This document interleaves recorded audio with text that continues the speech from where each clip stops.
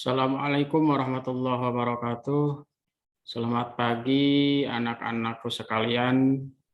Semoga di pagi hari ini kita berada dalam lindungan Allah Subhanahu wa taala dan masih selalu diberi kesehatan oleh Allah Subhanahu wa taala. Mudah-mudahan kalian masih semangat untuk belajar di pagi hari ini. Alhamdulillah di pagi hari ini kita bisa bertemu kembali di mata pelajaran pendidikan agama Islam dan budi pekerti. Untuk materi pada pagi hari ini yang pertama adalah kisah Luqman Al-Hakim, kemudian yang kedua adalah keteladanan Luqman Al-Hakim.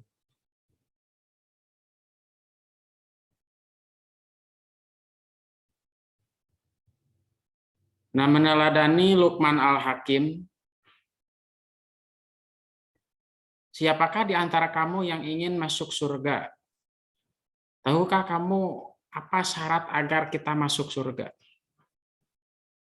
Dan kunci surga adalah ketakwaan yang tinggi kepada Allah dengan rajin beribadah dan beramal soleh. Nah, jika kamu ingin menjadi penghuni surga, maka teladanilah para nabi dan orang-orang soleh seperti Luqman Al-Hakim. Nah, siapakah Luqman Al-Hakim itu? Dia bukanlah seorang nabi, tetapi seorang yang saleh, yang kisahnya terdapat dalam Al-Quran, bahkan namanya diabadikan dengan nama surah, yaitu surah Luqman.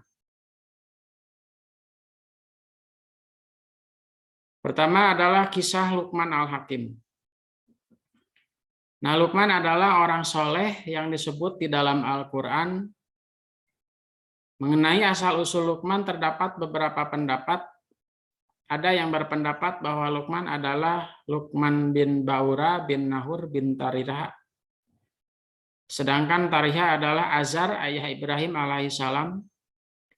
Sebagian lagi berpendapat bahwa Luqman adalah putra saudara Ayub alaihissalam.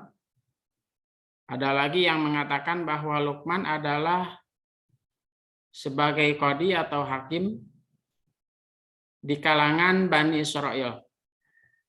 Sebagian besar ulama berpendapat bahwa Luqman adalah hamba sahaya dari negeri Habasyah atau disebut dengan Ethiopia.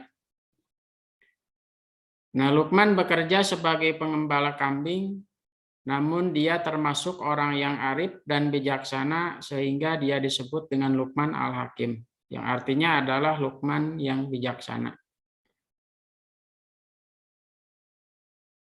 Nah, di antara banyak kisah kebijaksanaan Luqman Al-Hakim yang diceritakan di dalam Al-Quran, terutama yang ditujukan kepada anaknya yang bernama Tarran.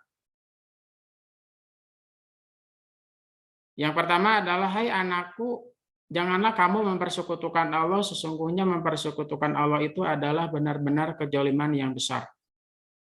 Nah, yang kedua, hai anakku, jika ada sesuatu perbuatan seberat biji sawi dan berada dalam batu atau di langit atau di dalam bumi, niscaya Allah akan mendatangkan membalasannya.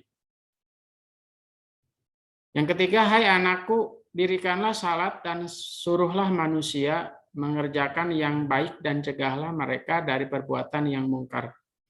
Serta bersabarlah terhadap apa yang menimpa kamu.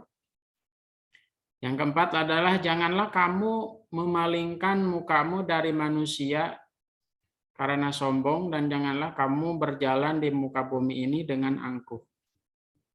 Nah, yang kelima, sederhanalah kamu dalam berjalan dan lunakkanlah suaramu. Nah, selanjutnya adalah Luqman banyak bersyukur. Dalam Quran surat Luqman ayat 12, A'udzubillahi minasyaitonirrajim, Bismillahirrahmanirrahim. Walaqad atayna Luqman al-hikmata an yashkur lillah wa may yashkur fa innama yashkuru li nafsihi wa man kafara fa innamallaha ghaniyyun hamid. Yang artinya, dan sesungguhnya telah kami berikan hikmah kepada Luqman, yaitu bersyukurlah kepada Allah, Dan barang siapa yang bersyukur kepada Allah, maka sesungguhnya ia bersyukur untuk dirinya sendiri. Dan barang siapa yang tidak bersyukur, maka sesungguhnya Allah Maha Kaya bagi Maha Terpuji.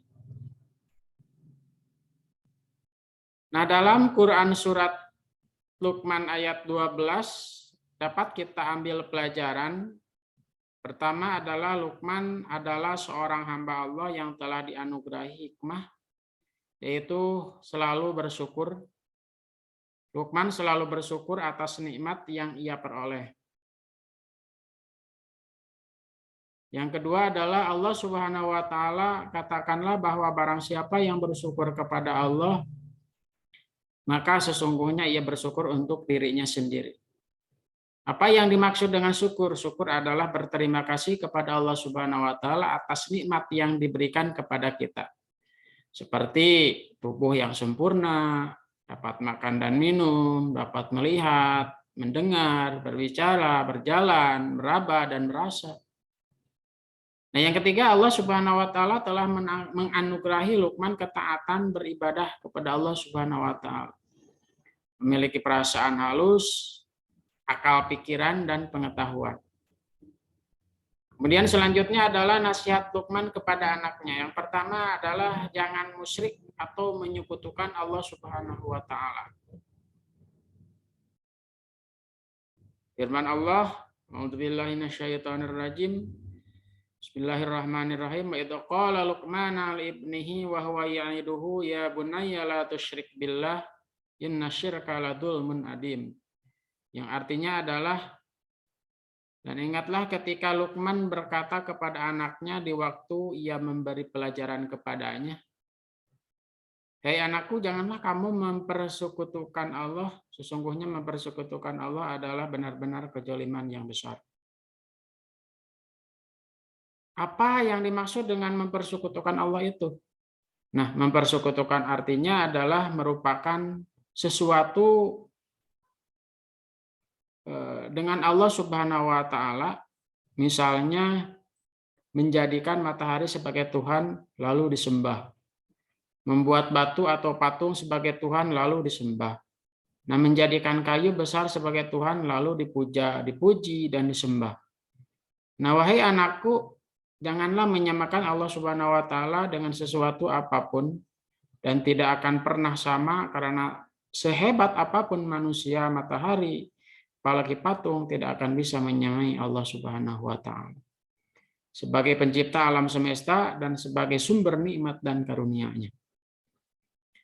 Nah, barang siapa ingkar kepada pemberi nikmat dan karunia-Nya, yaitu Allah, maka orang tersebut telah berbuat kedzaliman yang besar. Nah, dolim ialah kejam, bengis, aniaya, dan tidak menaruh kasih sayang. Yang kedua adalah jangan angkuh dan sombong. Nah, ciri-ciri sikap angkuh dan sombong menurut Quran surat Luqman ayat 18 adalah pertama, memalingkan mukamu dari manusia karena sombong. Yang kedua adalah berjalan di muka bumi dengan angkuh. Yang ketiga, membanggakan diri sendiri. Nah, Luqman mengajarkan kepada anaknya untuk rendah hati, tidak angkuh, tidak sombong. Misalnya bertemu teman, mengucapkan salam sambil menyapa, "Apa kabar?" Jangan takut acuh terhadap orang lain. Angkuh dan merasa hebat sendiri, misalnya merasa paling cakap, paling ganteng, paling kaya, paling pintar, paling hebat. Nah, kalau berjalan melenggang, lenggok yang dibuat-buat, memuji diri sendiri, dan sebagainya.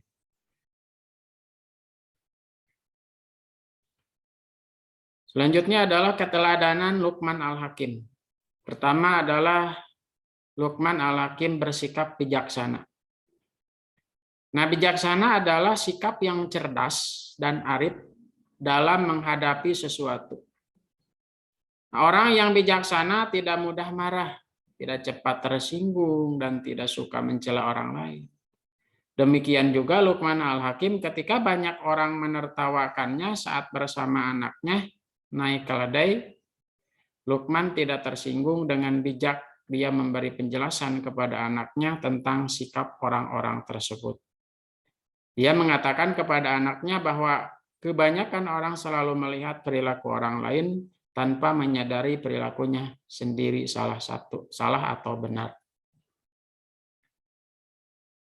Nah, dalam kehidupan sehari-hari kita harus membiasakan bersikap bijaksana.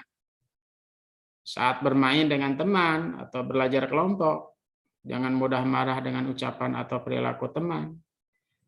Ucapan yang baik didengarkan, sedangkan ucapan yang tidak baik diabaikan saja.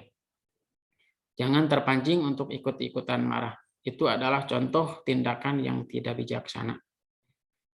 Yang kedua adalah suka memberi nasihat kebenaran. Nah, kewajiban setiap orang Islam kepada orang Islam lainnya adalah saling menasihati.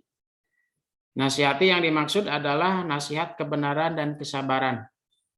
Nah, nasihat kebenaran artinya memberi nasihat kepada orang lain agar selalu berkata dan berbuat yang benar, atau memberikan informasi tentang sesuatu yang benar. Nah, nasihat kesabaran adalah mengajak orang lain agar tetap sabar menjalani kehidupan. Nah, Luqman Al-Hakim adalah orang yang suka memberi nasihat kebenaran. Nasihat-nasihat tersebut banyak terdapat di dalam Al-Quran. Mungkin untuk pertemuan pagi hari ini dicukupkan sekian. Mudah-mudahan ada manfaatnya. Mudah-mudahan kita dipertemukan di hari-hari yang lain. Sekian. Hairul kalam. Wassalamualaikum warahmatullahi wabarakatuh.